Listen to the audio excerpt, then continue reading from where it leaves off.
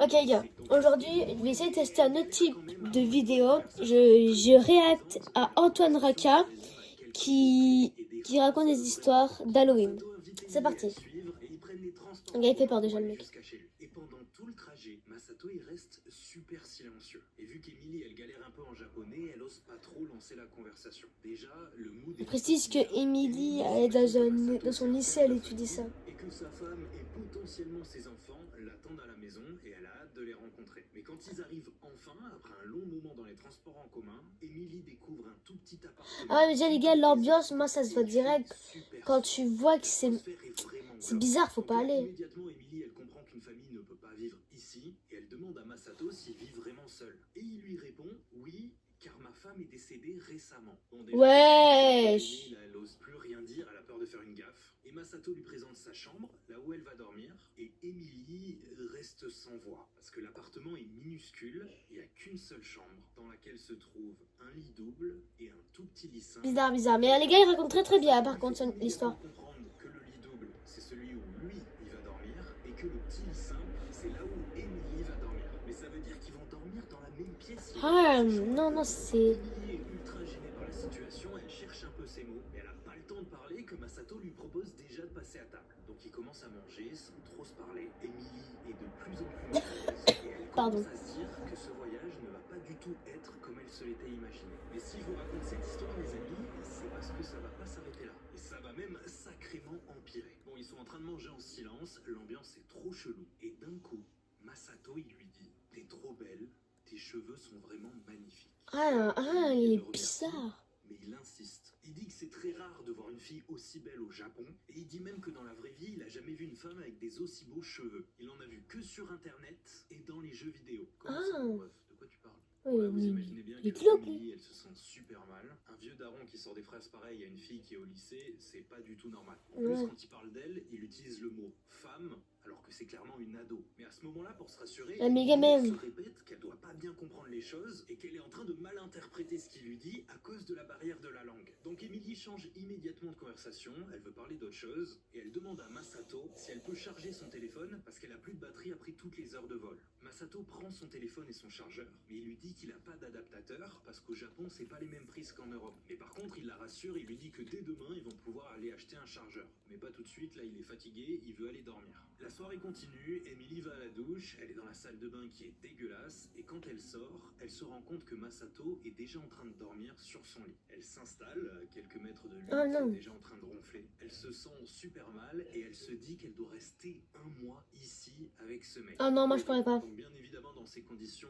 elle a du mal à s'endormir, et en plus, comme je vous l'ai dit, elle a plus de batterie sur son téléphone portable. Donc elle n'a pas pu prévenir ses parents qu'elle était bien arrivée, et ça la rassure pas du tout. Donc elle décide de se lever discrètement pour aller jusqu'à l'ordinateur portable de Masato. Elle l'allume et il n'y a pas de mot de passe. Donc directement, elle décide de se connecter à Instagram pour envoyer des messages à ses parents. Sauf que quand elle se connecte, elle se rend compte qu'elle a reçu des centaines de messages. Elle essaye de tout lire et il y a un message qui lui fait froid dans le dos. Ta famille d'accueil a appelé la police, tu ne t'es pas présenté à eux à l'aéroport, ils te cherchent partout, où es-tu? On prend le premier vol pour Tokyo. Et là, Emily, elle comprend tout. Masato ne fait pas du tout partie de sa famille d'accueil. En tout cas, il n'est pas celui qui prétend être. C'est pas lui qu'elle devait rejoindre à l'aéroport, mais sûrement une autre famille. Et là, Emily s'apprête à répondre au message de ses parents, quand tout à coup, elle réalise que Masato n'est plus en train de ronfler. Alors elle ferme immédiatement la page internet, elle se retourne, et là, elle se retrouve nez à nez avec Masato. Oh non. Trop vénère qu'elle ait utilisé son Oh non les gars, c'est dégueulasse de faire ça à une ado. Elle n'arrivait pas à dormir et qu'elle voulait regarder une vidéo sur YouTube. Masato, il la fixe, puis d'un coup, il change totalement de comportement. Il se met à sourire et à rigoler. Il lui dit qu'il comprend qu'il n'y a pas de souci, mais il prend l'ordinateur et il l'éteint. Il lui dit que c'est un ordinateur professionnel et qu'il faut absolument pas l'utiliser en dehors des heures de travail. C'est totalement interdit. Il va ensuite jusqu'à la cuisine et il commence à lui préparer une tisane en disant que ça va l'aider à s'endormir. Sauf que je vous rappelle qu'Emily vient de capter que ce mec se fait passer pour sa famille d'accueil. Mais il veut quoi en fait? Alors elle le surveille pendant toute sa préparation pour être sûr qu'il mette pas un truc bizarre dans sa tisane. Mais vous allez voir, il va faire limite encore pire. Masato Masato place la tisane bien chaude sur un plateau, il l'amène dans la chambre, et quand il se baisse pour poser la tisane à côté du lit, il tombe et renverse tout sur le lit d'Emily. Les draps sont trempés. Masato semble désolé, Comme il par fait hasard. mine d'essuyer comme il peut, mais il lâche très vite l'affaire et retourne dans son lit. Et là, il regarde Emily, il se met à lui sourire, et il lui dit « Si tu veux, on peut dormir dans le même lit. » Et Oh. c'est bon, il fait trop peur ce fou-là. Emily sourit de gêne et lui dit que c'est pas nécessaire, qu'elle préfère dormir dans des draps mouillés. Et heureusement, Masato n'insiste pas plus et il finit par se rendormir assez vite. Là, Emily, c'est le stress. J'ai le mot d'un Elle est scooter. de plus en plus chelou et elle sait qu'elle a rien à faire là. Elle veut à tout prix sortir d'ici, donc elle ferme pas l'œil de la nuit. Elle sait qu'il va forcément s'en prendre à elle, tôt ou tard. Petit matin, elle entend Masato qui se réveille et qui va prendre sa douche. Elle se dit que c'est le moment et elle se précipite vers la porte d'entrée pour sortir de l'appartement. Et bien évidemment, c'est fermé à clé. Elle est piégée à l'intérieur. Alors elle veut récupérer l'ordinateur pour envoyer un message d'urgence à ses parents, sauf que cette fois-ci, quand elle l'ouvre, elle tombe sur un mot de passe. Masato a réparé sa connerie et il a rajouté un mot de passe sur l'ordinateur pendant la nuit. Alors elle tente de chercher les clés de l'appartement, mais soudain, elle réalise que de la salle de bain, il y a personne qui est. Alors immédiatement, elle retourne dans son lit pour faire semblant de dormir. Elle entrouvre légèrement les yeux et elle voit Masato qui s'approche doucement d'elle. Il se penche au-dessus de son lit pour s'assurer qu'elle dort vraiment. Emily ne bouge pas d'un pouce et après quelques instants, Masato s'éloigne et commence à aller faire chauffer de l'eau dans la cuisine. Ah, Depuis ok. son lit, Emily est en train de l'observer et elle remarque qu'il est en train d'écraser un sachet bizarre avec le dos d'une cuillère. Et ça, c'est pas normal du tout. Elle le voit verser la poudre dans le thé qu'il est en train de préparer. Elle voit un truc qui la terrifie encore plus. Masato attrape un hachoir japonais qui l'aiguise en quelques secondes, comme s'il s'apprêtait à aller dépecer de la viande. Oh non. Emily est paralysée par la peur.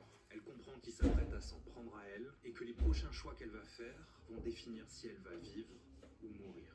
Masato sort de la cuisine, il s'approche d'elle et il la réveille en la secouant par l'épaule. Il lui dit que le petit déjeuner est prêt. Elle voit son visage souriant juste devant elle. Elle est terrifiée, mais elle se lève. Elle le remercie, prend la tasse dans les mains et immédiatement elle lui jette le thé brûlant au visage et elle le pousse par terre. Elle fonce dans la cuisine, elle attrape le hachoir qu'il était en train d'aiguiser et elle commence à le menacer. Elle lui dit d'ouvrir la porte immédiatement. Masato ne tente pas de résister et il lui obéit. Et en quelques secondes, Emily se retrouve dans la rue au Japon toute seule, complètement perdue. Heureusement, vu qu'elle est en panique, plusieurs passants s'arrêtent et lui demandent si elle a besoin d'aide. Et comme ça, ils vont appeler la police et elle va être prise en charge très rapidement. Emily leur raconte tout ce qui s'est passé depuis son arrivée au Japon et la police va immédiatement arrêter Masato. Et ils vont aussi lui prêter un téléphone pour qu'elle puisse contacter ses parents.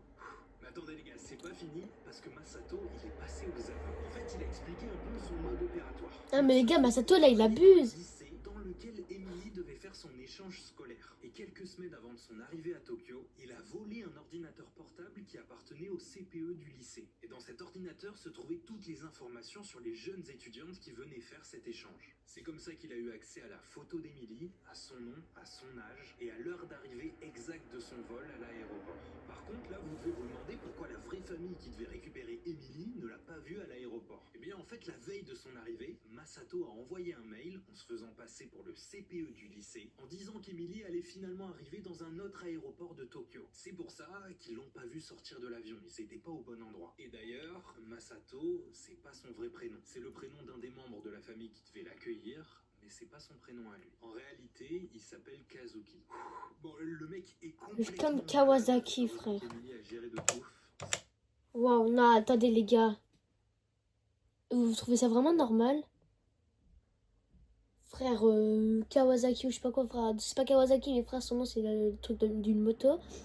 Waouh, je suis choquée. Bah les gars, une partie 2 pour la deuxième partie, une partie 3 pour la partie 3. Pour une troisième partie. Ok? Allez les gars, ciao. C'était Emir. Au revoir. Abonnez-vous, likez et partagez la vidéo. Tantôt.